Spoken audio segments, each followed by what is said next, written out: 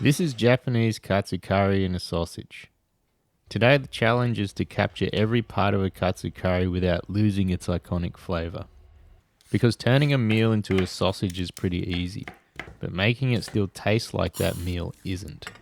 Katsu Curry really comes down to three things. The katsu, usually a pork or chicken cutlet which gets covered in panko breadcrumbs and deep fried until golden and crunchy. The curry sauce, a rich curry made with onions, carrots and potatoes, then thickened with Japanese curry roux blocks which are full of flavour and super convenient to use.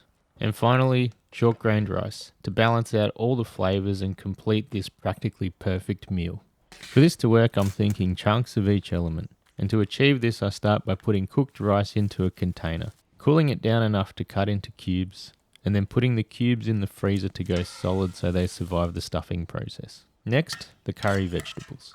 Strain them out, add a little bit of curry sauce back in, and freeze it solid. Then cut into cubes and back in the freezer until we need them. And if you haven't guessed it already, I'm doing the same for the pork katsu. Slice, dice, and freeze. The crumbing won't stay crispy once it's inside the sausage, but the flavour will definitely be there. For the sausage base, I'm using a mixture of pork shoulder and beef mince.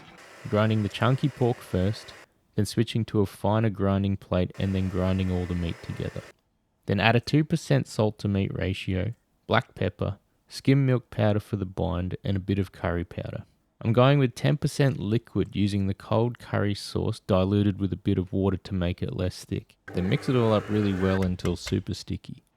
Spread it all out onto a tray, then add the frozen rice cubes, the curried veg, and the katsu pork. Then layer it all up and put it into the sausage stuffer.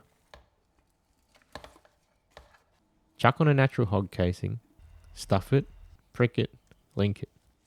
These are looking really good and smell even better. Then chuck it on a rack and put it in the fridge uncovered overnight for sausage science to happen. Then give them a quick smoke over indirect heat, and here we have the Katsu Curry sausage. These are looking great, and I'm super excited about these. But let's see what we're working with. Bit of a messy snap, but that's to be expected when you put liquids into a sausage, and these are definitely way too hot to handle. I'm pretty stoked about that cross section, but let's see how it tastes.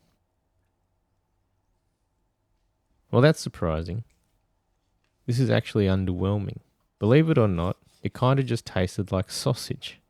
Good sausage, but with a subtle hint of curry. Not the katsu curry experience that I was aiming for. I really like the pork katsu pieces and the pockets of rice, but this needs way more curry. The sausage base also added a whole new flavour element, but it doesn't really belong in a katsu curry. This experiment wasn't a failure, it just answered a question. Simply putting curry inside of a sausage doesn't preserve what makes katsu curry, well, katsu curry. Now the challenge is figuring out what does. And I've got some ideas tucked up my sleeve. Until then, play with your food.